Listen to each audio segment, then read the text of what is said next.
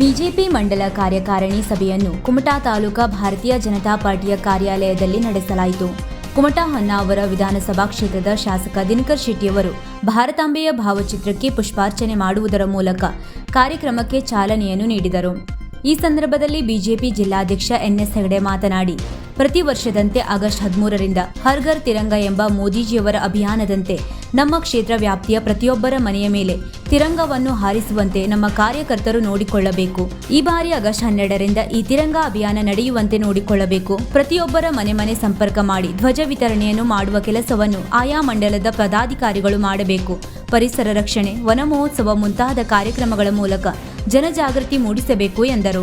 ಜಾತಿಗಣತಿ ಮುನ್ನೆಲೆ ಮತ್ತು ಹಿನ್ನೆಲೆ ಕುರಿತಂತೆ ಒಬಿಸಿ ವರ್ಗಗಳ ಸಮಾವೇಶವನ್ನು ಮಾಡಬೇಕೆಂದು ಈಗಾಗಲೇ ನಿಶ್ಚಯಿಸಿರುವ ಹಿನ್ನೆಲೆಯಲ್ಲಿ ಇದೇ ಬರುವ ಆಗಸ್ಟ್ 17ರಂದು ಕಾರವಾರದಲ್ಲಿ ಸಂಸದರು ಮತ್ತು ಶಾಸಕರ ನೇತೃತ್ವದಲ್ಲಿ ಕೇವಲ ಪಕ್ಷದ ಕಾರ್ಯಕರ್ತರು ಮಾತ್ರವಲ್ಲದೆ ಎಲ್ಲ ಒಬಿಸಿ ವರ್ಗಗಳ ಜನರು ಅತಿ ಹೆಚ್ಚಿನ ಸಂಖ್ಯೆಯಲ್ಲಿ ಭಾಗವಹಿಸುವಂತೆ ನಮ್ಮ ಪಕ್ಷದ ಕಾರ್ಯಕರ್ತರು ನೋಡಿಕೊಳ್ಳಬೇಕಾದ ಜವಾಬ್ದಾರಿ ಇದೆ. ಬೇರೆ ಬೇರೆ ಕ್ಷೇತ್ರದಲ್ಲಿ ತೊಡಗಿಸಿಕೊಂಡಿರುವ ಅನೇಕ ಹಿರಿಯರನ್ನು ಭೇಟಿ ಮಾಡಿ ಜಾತಿ ಗಣತಿಯ ಬಗ್ಗೆ ಚರ್ಚೆ ಮಾಡಬೇಕು ಎಂದರು. ಕಾರ್ಯಕಾರಿಣಿ ಸಭೆಯ ನಂತರ ಕುಮಟಾ ಪಟ್ಟಣದ ಹೆಗಡೆ ಕ್ರಾಸ್ ಸಮೀಪದಲ್ಲಿರುವ ನಾದಶ್ರೀ ಕಲಾ ಕೇಂದ್ರದಿಂದ ಬಿಜೆಪಿ ಮೋರ್ಚಾ ನೇತೃತ್ವದಲ್ಲಿ ಆಪರೇಷನ್ ಸಿಂಧೂರ್ ಮತ್ತು ಆಪರೇಷನ್ ಮಹಾದೇವ್ ಯಶಸ್ವಿಯಾಗಿ ವೀರ ಯೋಧರಿಗೆ ನಮನ ಹಾಗೂ 79ನೇ ಸ್ವಾತಂತ್ರ್ಯ ದಿನದ ಅಂಗವಾಗಿ ತಿರಂಗಾ ಬೈಕ್ ರ್ಯಾಲಿ ಹಮ್ಮಿಕೊಳ್ಳಲಾಗಿತ್ತು. ಈ ಸಂದರ್ಭದಲ್ಲಿ ಸುಮಾರು 60ಕ್ಕೂ ಅಧಿಕ ಬೈಕ್ಗಳ ಮೂಲಕ ರ್ಯಾಲಿ ಪ್ರಾರಂಭವಾಗಿ ಕುಮಟಾ ಪಟ್ಟಣದ ಮಹಾಸಿಟಿ ಸರ್ಕಲ್ ಮಾರ್ಗವಾಗಿ ಹಳೆ ಬಸ್ ನಿಲ್ದಾಣದ ಮೂಲಕ ಮಾರುಕಟ್ಟೆ, ರಥಬೀದಿ ಮಾರ್ಗವಾಗಿ ಗಿಬ್ ಸರ್ಕಲ್ ಮೂಲಕ ಪುನಃ ನಾದಶ್ರೀ ಕಲಾ ಕೇಂದ್ರಕ್ಕೆ ಬರುವುದರ ಮೂಲಕ ಜನಜಾಗೃತಿ ಮೂಡಿಸಲಾಯಿತು. ಈ ಸಂದರ್ಭದಲ್ಲಿ ಕುಮಟಾ ಹೊನ್ನಾವರ ವಿಧಾನಸಭಾ ಕ್ಷೇತ್ರದ ಶಾಸಕ ದಿನಕರ್ ಶೆಟ್ಟಿ ಮಾತನಾಡಿ, ಪ್ರತಿ ವರ್ಷವೂ ಭಾರತೀಯ ಜನತಾ ಪಾರ್ಟಿ ಆಗಸ್ಟ್ 15ರ ಪೂರ್ವದಲ್ಲಿ ಹರ್ ಘರ್ ತಿರಂಗ ಎಂಬ ಕಾರ್ಯಕ್ರಮವನ್ನು ಆಯೋಜನೆ ಮಾಡಿಕೊಂಡು ಬಂದಿದೆ. ಈ ವರ್ಷವೂ ಸಹ ನಮ್ಮ ಬಿಜೆಪಿ ಮೋರ್ಚಾ ನೇತೃತ್ವದಲ್ಲಿ ಬೈಕ್ ರ್ಯಾಲಿಯನ್ನು ಮಾಡಿ ಜನಜಾಗೃತಿ ಮೂಡಿಸಲಾಗಿದೆ. ನಮ್ಮ ದೇಶದ ಸ್ವಾತಂತ್ರ್ಯ ಗಳಿಸುವುದಕ್ಕೆ ಅನೇಕ ಮಹನೀಯರು ತಮ್ಮ ಪ್ರಾಣವನ್ನು ತ್ಯಾಗ ಮಾಡಿದ್ದಾರೆ. ಅವರು ಗಳಿಸಿಕೊಟ್ಟ ಸ್ವಾತಂತ್ರ್ಯವನ್ನು ಉಳಿಸಿಕೊಂಡು ಬೆಳೆಸಿಕೊಂಡು ಹೋಗುವುದು ನಮ್ಮೆಲ್ಲರ ಕರ್ತವ್ಯವಾಗಿದೆ ಎಂದರು. ಈ ಸಂದರ್ಭದಲ್ಲಿ ಕುಮಟಾ ಬಿಜೆಪಿ ಮಂಡಲಾಧ್ಯಕ್ಷ ಜಿಐ ಹೆಗಡೆ, ಬಿಜೆಪಿ ಶಿಕ್ಷಣ ಪ್ರಕೋಷ್ಠದ ಸಂಚಾಲಕ ಎಂಜಿ ಭಟ್, ಪುರಸಭಾ ಅಧ್ಯಕ್ಷೆ ಸುಮತಿ ಭಟ್, ಪ್ರಮುಖರಾದ ಗಜಾನನ್ ಗುನುಗ, ಡಾಕ್ಟರ್ ಜಿಜಿ ಹೆಗಡೆ, ನಿಕಟಪೂರ್ವ ಜಿಲ್ಲಾಧ್ಯಕ್ಷ ವೆಂಕಟೇಶ್ ನಾಯಕ್ ಸೇರಿದಂತೆ ಬಿಜೆಪಿ ಯುವ ಮೋರ್ಚಾದ ಅಧ್ಯಕ್ಷರು, ಪದಾಧಿಕಾರಿಗಳು ಹಾಜರಿದ್ದರು. ಇವತ್ತು 2-3 ವಿಷಯಗಳನ್ನಷ್ಟೇ ಗಮನಕ್ಕೆ ತರಬೇಕು ಅಂತ ಅಂದ್ಕೊಂಡಿದ್ದಾರೆ. ಶಾಸಕರು ಉದ್ಘಾಟನೆ ಮಾಡಿ ಮಾತನಾಡಬೇಕಾಗಿತ್ತು, ಆದರೆ ಸಮಯದ ಕೊರತೆ ಇರೋದ್ರಿಂದ ಬೈಕ್ ರ್ಯಾಲಿಯನ್ನು ಜೋಡಿಸಿಕೊಂಡಿರೋದ್ರಿಂದ ಒಂದಿಷ್ಟು ಅಂಶಗಳನ್ನು ಸಭೆಯಲ್ಲಿ ಗಮನಕ್ಕೆ ತರಬೇಕಾಗಿರೋದ್ರಿಂದ ನಾನೇ ನೇರವಾಗಿ ಮಾತಾಡ್ತಾ ಇದ್ದೇನೆ. ಒಂದು, ಈಗಾಗಲೇ ಜಿಐಗಳು ಪ್ರಾಸ್ತಾವಿಕವಾಗಿ ಮಾತನಾಡಿದಂತೆ ಜಾತಿ ಗಣತಿ, ಜಾತಿ ಜನಗಣತಿ ಮುನ್ನೆಲೆ ಮತ್ತು ಹಿನ್ನೆಲೆ ಈ ಕುರಿತಂತೆ ಒಬಿಸಿ ವರ್ಗಗಳ ಸಮಾವೇಶವನ್ನು ಮಾಡಬೇಕು ಅಂತ ಹೇಳಿ ಈಗಾಗಲೇ ನಿಶ್ಚಯಿಸಿರೋದ್ರಿಂದ ಕಾರವಾರದಲ್ಲಿ 17ನೇ ತಾರೀಕು ನಮ್ಮ ಸಂಸದರು, ನಮ್ಮ ಶಾಸಕರು, ನಮ್ಮ ಎಲ್ಲ ಮಾಜಿ ಶಾಸಕರುಗಳು, ನಮ್ಮ ಪಕ್ಷದ ಎಲ್ಲ ಪ್ರಮುಖರುಗಳು, ಹಾಗೆಯೇ ಈ ಸಮಾಜದ ಒಬಿಸಿ ಸಮುದಾಯದ ಎಲ್ಲ ಗಣ್ಯರನ್ನು, ಅದು ಭಾಜಪದಂತಲ್ಲ, ಸಮಾಜದಲ್ಲಿರುವಂಥ ಎಲ್ಲ ಗಣ್ಯರನ್ನು, ಬೇರೆ ಬೇರೆ ಕ್ಷೇತ್ರದಲ್ಲಿ ತೊಡಗಿಸಿಕೊಂಡಂಥ ಅನೇಕ ಹಿರಿಯರನ್ನು, ಆ ಸಮಾಜದ ಪ್ರಮುಖರನ್ನು ಕರೆದು ಜಾತಿ ಜನಗಣತಿಯ ಬಗ್ಗೆ ಚರ್ಚೆ ಆಗಬೇಕು. ಏನು ಸಿದ್ದರಾಮಯ್ಯನವರು ಅಹಿಂದವನ್ನು ಇಟ್ಕೊಂಡು ಕೇವಲ ಅಲ್ಪಸಂಖ್ಯಾತರಷ್ಟೇ ಇದರ ಲಾಭವನ್ನು ಪಡೆದಂತೆ ನಾವು ಕಾಣ್ತಾ ಇದ್ದೇವೆ. ಸುಮಾರು 60ಕ್ಕೂ ಹೆಚ್ಚು ಪ್ರತಿಶತ ಮತದಾರರಿರುವಂಥ ಒಬಿಸಿ ವರ್ಗಗಳನ್ನು ಒಂದು ಕಡೆ ಸೇರಿಸಿ ಅದರ ಜಾತಿ ಜನಗಣತಿಯ ಆಗಬೇಕು ಅಂತ ಹಿನ್ನೆಲೆಯಲ್ಲಿ ಕೇಂದ್ರ ಸರ್ಕಾರ ತೀರ್ಮಾನ ತೆಗೆದುಕೊಂಡಿದೆ. ಅದರ ಕುರಿತಂತೆ ಚರ್ಚಿಸಬೇಕು, ಇದರ ಮಹತ್ವವನ್ನು ತಿಳಿಸುವಂಥ ಕಾರ್ಯ ಮಾಡಬೇಕು ಅಂತೇಳಿ ರಾಜ್ಯದಲ್ಲಿ ಈಗಾಗಲೇ ಚರ್ಚೆ ಆಗಿದೆ. ಅನೇಕ ಜಿಲ್ಲೆಗಳಲ್ಲಿ ಈ ಸಮಾವೇಶ ನಡೆದಿದೆ. ನಮ್ಮ ಜಿಲ್ಲೆಯ ಸಮಾವೇಶ 17ನೇ ತಾರೀಕು ಕಾರವಾರದಲ್ಲಿ ನಮ್ಮ ಸ್ಥಳವನ್ನು ಅಧ್ಯಕ್ಷ ತರುವಂಥ ಪ್ರಯತ್ನ 2 ದಿವಸ ಆಗುತ್ತೆ. ಕಾರವಾರದಲ್ಲಿ ಅಂತ ನಿಶ್ಚಯ ಆಗಿದೆ. 17ನೇ ತಾರೀಕು ಬೆಳಿಗ್ಗೆ 11 ಗಂಟೆಗೆ ಈ ಸಮಾವೇಶ ಪ್ರಾರಂಭ ಆಗುತ್ತೆ. ಈಗಾಗಲೇ ಮಾನ್ಯ ಶಾಸಕರ ಉಪಸ್ಥಿತಿಯಲ್ಲಿ ಮೊನ್ನೆ ಒಂದು ಸಭೆಯೂ ಆಯಿತು ಅಂತ ಅಂದ್ಕೊಂಡಿದ್ದಾರೆ. ಮೊನ್ನೆ ಸಭೆಯಲ್ಲಿ ಚರ್ಚಿಸಿದಂತೆ ಪ್ರತಿಯೊಂದು OBC ವರ್ಗಗಳ ಪ್ರತಿಯೊಂದು ಸಮುದಾಯವನ್ನು ಸಣ್ಣ ಸಮುದಾಯವನ್ನು ಗಮನಿಸಿಕೊಂಡು ಅವರನ್ನು ಕರ್ತರುವಂಥ ಕೆಲಸವನ್ನು ನಾವು ನಮ್ಮ ಪ್ರಮುಖ ಕಾರ್ಯಕರ್ತರು ಒಟ್ಟಾಗಿ ಸೇರಿ ಮಾಡಬೇಕು ಅಂತೇಳಿ ನಿನ್ನೆ ಜವಾಬ್ದಾರಿ ನಿಶ್ಚಯ ಆಗಿದೆ ಅಂತೇಳಿ ಈಗ ಅಧ್ಯಕ್ಷರು ಉಲ್ಲೇಖ ಮಾಡಿದ್ದಾರೆ. ಅದರ ಪ್ರಕಾರ ಪ್ರತಿಯೊಬ್ಬ ಪ್ರಮುಖರಿಗೂ ನನ್ನ ಜವಾಬ್ದಾರಿ ನಿಶ್ಚಯ ಆಗಿದೆ. ನಾವು ಮಾಡಬೇಕಾದದ್ದು 17ನೇ ತಾರೀಕಿನ ದಿವಸ ಆ ಸಮುದಾಯದ ಪ್ರಮುಖರನ್ನು, ಗಣ್ಯರನ್ನು, ಬೇರೆ ಬೇರೆ ಕ್ಷೇತ್ರದಲ್ಲಿ ಕೆಲಸ ಮಾಡ್ತಾ ಇರುವಂಥ ಆ ಸಮುದಾಯಗಳನ್ನು ಜೋಡಿಸಿಕೊಂಡು ಅವರನ್ನು ಕರ್ತರುವಂಥ ಕೆಲಸವನ್ನು, ಕಾರವಾರಕ್ಕೆ ಕರ್ತರು ಕೆಲಸವನ್ನು ನಾವು ಮಾಡಬೇಕಾಗಿದೆ. ಸುಮಾರು 200ಕ್ಕೂ ಹೆಚ್ಚಿಗೆ ಸಂಖ್ಯೆಯಲ್ಲಿ ಕುಮಟಾ ಮಂಡಲದಿಂದ ಬರಬೇಕು ಅಂತದ್ದು ಅಪೇಕ್ಷೆ ಜಿಲ್ಲಾ ಕಮಿಟಿಗೆ ಇದೆ. ಮಾನ್ಯ ಶಾಸಕರು ನಾವೆಲ್ಲ ಪ್ರಮುಖರು ಒಟ್ಟಾಗಿ ಇದನ್ನು ಪ್ರಯತ್ನ ಮಾಡಿದ್ರೆ ಆ ದಿವಸ ದೊಡ್ಡ ಸಂಖ್ಯೆಯಲ್ಲಿ ಕುಮಟಾದಿಂದ ಆಗುತ್ತೆ ಅಂತ ವಿಶ್ವಾಸ ನಮಗಿದೆ. ಹಾಗೆ ನಾನು ಇದ್ರ ಬಗ್ಗೆ ಮತ್ತೆ ಜಾಸ್ತಿ ಚರ್ಚೆ ಮಾಡೋದಿಲ್ಲ. ಮೊನ್ನೆ ಸಭೆ ಆಗಿದೆ, ಪ್ರಮುಖ ನಿಶ್ಚಯ ಆಗಿದೆ. ನಾವು ಮಾಡಬೇಕಾದದ್ದು ಆ ಪ್ರಮುಖರನ್ನು ಸಂಪರ್ಕ ಮಾಡಿ, ಅದು ಯಾವುದೇ ಪಕ್ಷದಲ್ಲಿರ್ಬೋದು, ಆ ಗಣ್ಯರನ್ನು ಆ ಕ್ಷೇತ್ರದಲ್ಲಿ ಕೆಲಸ ಮಾಡ್ತಿರುವಂಥ ಸಂಪರ್ಕ ಮಾಡಿ ಅವರನ್ನು ಕರೆತರುವಂಥ ಕೆಲಸವನ್ನು ಮಾಡಬೇಕು ಅಂತ ವಿನಂತಿಯನ್ನು ಮಾಡ್ತೇನೆ. ಎರಡನೇದು, ನಮಗೆ ಈ ತಿಂಗಳ ಕೊಟ್ಟ ಚಟುವಟಿಕೆಗಳಲ್ಲಿ ಈ ಹಿಂದೆ ಅನೇಕ ಚಟುವಟಿಕೆಗಳನ್ನು ನಾವು ಮಾಡ್ತಾ ಬಂದಿದ್ದೇವೆ. ಆಗಸ್ಟ್ 15 ತನಕನೂ ನಮ್ಮ ವನಮಹೋತ್ಸವ ಕಾರ್ಯಕ್ರಮ ನಡೀತಾನೆ ಇದೆ.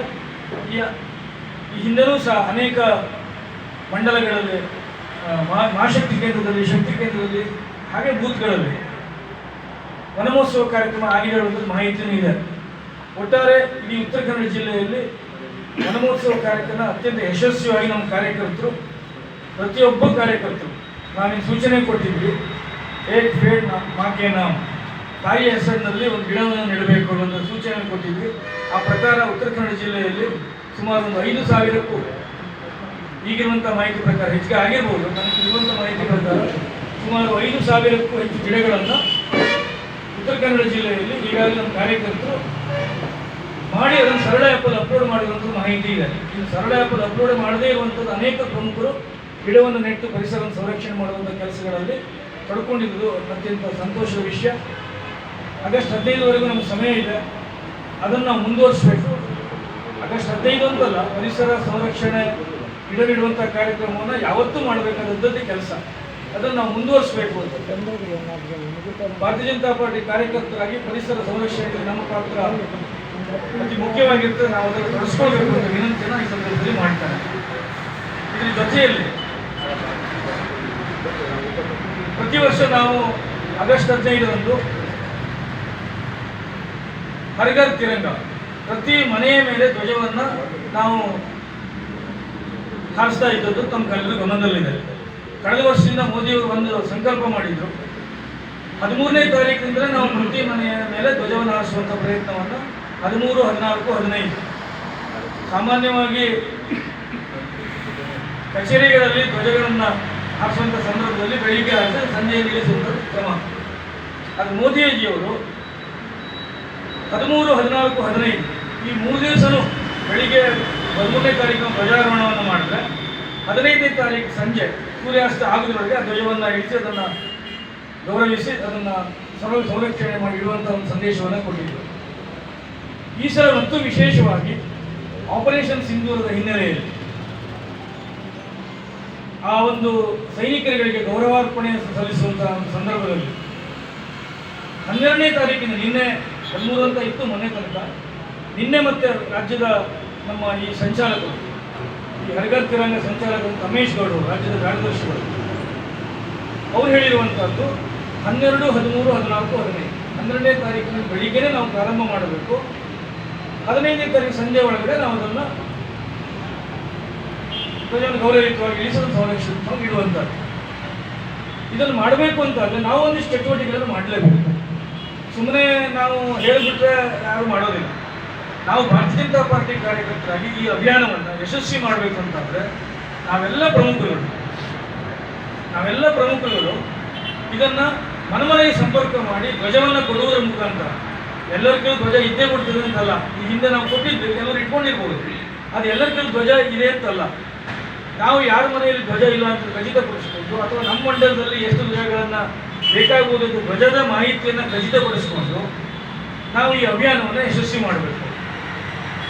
ಈ ಹಿಂದೆ ನಾವು ಕೊಟ್ಟಿರುವಂಥ ಧ್ವಜ ಇರ್ಬೋದು, ಆದರೆ ಈಗ ನಾನು ಅಧ್ಯಕ್ಷರಲ್ಲಿ ವಿನಂತಿ ಮಾಡ್ತೇನೆ, ತಕ್ಷಣಕ್ಕೆ ಪ್ರಮುಖರು ಸೇರಿಕೊಂಡು ಯಾವ್ಯಾವ ಬೂತ್ಗಳಲ್ಲಿ ಎಷ್ಟೆಷ್ಟು ಧ್ವಜ ಇರ್ಬೋದು, ಇದು ಗೊತ್ತಿರುವಂಥದ್ದು ಅಥವಾ ಎಷ್ಟು ಬೇಕಾಗ್ಬೋದು, ಇದನ್ನು ಗಮನಿಸಿಕೊಂಡು ರಾಜ್ಯದಲ್ಲಿ 8ನೇ ತಾರೀಕಿನ ಒಳಗಡೆ ಮಾಹಿತಿ ಕೊಟ್ಟರೆ ಸ್ವಲ್ಪ ಧ್ವಜವನ್ನು ಕಳಿಸ್ತೇನೆ ಅಂತ ಹೇಳಿದ್ರು. ಬಟ್ ಇನ್ನೇ ಅದಿಲ್ಲ, ಸ್ಥಳೀಯವಾಗಿ ನೀವೇ ಇಲ್ಲಿ ನಮ್ಮ ದೇಶಕ್ಕೆ ಸ್ವಾತಂತ್ರ್ಯ ಬಂದು 78 ವರ್ಷ ಮುಗಿಸಿದ್ದೇವೆ. 79ನೆಯ ಸಂಭ್ರಮಾಚರಣೆಯ ನಿಮಿತ್ತ ಇವತ್ತು ಭಾರತೀಯ ಜನತಾ ಪಾರ್ಟಿ ಕುಮಟಾದ ವತಿಯಿಂದ ಯುವ ಮೋರ್ಚಾ ವತಿಯಿಂದ ಹರ್ ಘರ್ ತಿರಂಗಾ ಯಾತ್ರೆಯನ್ನು ಮಾಡಿದ್ದೇವೆ. ಈ ಒಂದು ಕಾರ್ಯಕ್ರಮದಲ್ಲಿ ನಮ್ಮ ಭಾರತೀಯ ಜನತಾ ಪಾರ್ಟಿಯ ಜಿಲ್ಲಾಧ್ಯಕ್ಷರಾದಂಥ NS ಹೆಗಡೆ ಅವರೇ, ಮಂಡಳದ ಅಧ್ಯಕ್ಷರಾದಂಥ GI ಹೆಗಡೆ ಅವರೇ, ನಿಕಟಪೂರ್ವ ಅಧ್ಯಕ್ಷರಾದಂಥ ವೆಂಕಟೇಶ್ ನಾಯ್ಕರವರೇ ಮತ್ತು ಯುವ ಮೋರ್ಚಾದ ಅಧ್ಯಕ್ಷರಾದಂಥ ಪವನ್ ಶೆಟ್ಟಿ ಅವರೇ ಹಾಗೂ ಎಲ್ಲ ಕಾರ್ಯಕರ್ತ ಬಂಧು ಮತ್ತು ಭಗಿನಿಯರೇ, ಪ್ರತಿ ವರ್ಷವೂ ಭಾರತೀಯ ಜನತಾ ಪಾರ್ಟಿ ಆಗಸ್ಟ್ 15ನೇ ತಾರೀಕಿನ ಪೂರ್ವದಲ್ಲಿ ಇಂಥ ಒಂದು ಹರ್ ಘರ್ ತಿರಂಗ ಎನ್ನುವಂಥ ಕಾರ್ಯಕ್ರಮವನ್ನು ಬೈಕ್ ರ್ಯಾಲಿ ಮೂಲಕ ಮಾಡುವಂಥದ್ದು. ಈ ವರ್ಷವೂ ಅದೇ ರೀತಿ ಕಾರ್ಯಕ್ರಮವನ್ನು ಹಮ್ಮಿಕೊಂಡಿದ್ದಾರೆ. ಬಹುಶಃ ತಮಗೆಲ್ಲ ಗೊತ್ತಿರುವ ಹಾಗೆ ನಮ್ಮ ದೇಶಕ್ಕೆ ಬ್ರಿಟಿಷರ ಕೈಲಿದ್ದಂಥ ನಮ್ಮ ದೇಶಕ್ಕೆ ಸ್ವಾತಂತ್ರ್ಯ ಗಳಿಸೋಕ್ಕೋಸ್ಕರ ಅನೇಕ ಮಾನ್ಯರು ತ್ಯಾಗ ಮಾಡಿದ್ದಾರೆ, ಬಲಿದಾನ ಮಾಡಿದ್ದಾರೆ. ಅಂಥವರನ್ನು ಈ ಒಂದು ಸಂದರ್ಭದಲ್ಲಿ ನಾವು ನೆನೆಸ್ಕೊಳ್ಬೇಕು ಅನ್ನುವಂಥದ್ದನ್ನು ಮತ್ತು ಸ್ವಾತಂತ್ರ್ಯವನ್ನು ಉಳಿಸ್ಕೊಳ್ಳುವಂಥದ್ದನ್ನು, ಬೆಳೆಸ್ಕೊಳ್ಳುವಂಥದ್ದನ್ನು, ನಮ್ಮ ದೇಶ ಅಭಿವೃದ್ಧಿಯನ್ನು ಪಥದಲ್ಲಿ ಸಾಗಿಸಿದ್ರ ಬಗ್ಗೆ ಎಲ್ಲರೂ ಭಾರತೀಯರಾಗಬೇಕು ಅನ್ನುವಂಥ ನಿಟ್ಟಿನಲ್ಲಿ ನಮ್ಮ ದೇಶದಾದ್ಯಂತ ಇವತ್ತು ಆಗಸ್ಟ್ 15ನೇ ತಾರೀಕಿಗೆ ಸಂಭ್ರಮಾಚರಣೆಯನ್ನು 79ರ ಸ್ವಾತಂತ್ರ್ಯೋತ್ಸವದ ಸಂಭ್ರಮಾಚರಣೆಯನ್ನು ಆಚರಿಸಲಿಕ್ಕಿದ್ದೇವೆ. ಆ ಒಂದು ನಿಮಿತ್ತ ನಾನೇನು ಈಗಾಗಲೇ ಹೇಳಿದ ಹಾಗೆ ಈ ಒಂದು ಕಾರ್ಯಕ್ರಮವನ್ನು ಸಹ ನಮ್ಮ ಯುವ ಮೋರ್ಚಾದವರು ಭಾಳ ಚೆನ್ನಾಗಿ ಮಾಡಿದ್ದಾರೆ. ಇದಕ್ಕೆ ಸಂಪೂರ್ಣವಾಗಿ ನಮ್ಮ ಪಕ್ಷದ ಎಲ್ಲರೂ, ವಿಶೇಷವಾಗಿ ಮಂಡಳದ ಅಧ್ಯಕ್ಷರು, ಕಾರ್ಯದರ್ಶಿಗಳು ಮತ್ತು ಮಹಿಳಾ ಮೋರ್ಚಾದ ಅಧ್ಯಕ್ಷರು ಎಲ್ಲರ ಸಹಕಾರದಿಂದ ಅತ್ಯುತ್ತಮವಾದಂಥ ಕಾರ್ಯಕ್ರಮ ಇದಾಗಿದೆ. ಮತ್ತು 15ನೇ ತಾರೀಕಿಗೆ ನಮ್ಮ ಜಿಲ್ಲಾಧ್ಯಕ್ಷರು ಈಗಾಗಲೇ ಒಂದು ಮಾಹಿತಿಯನ್ನು ಕೊಟ್ಟಿದ್ದಾರೆ.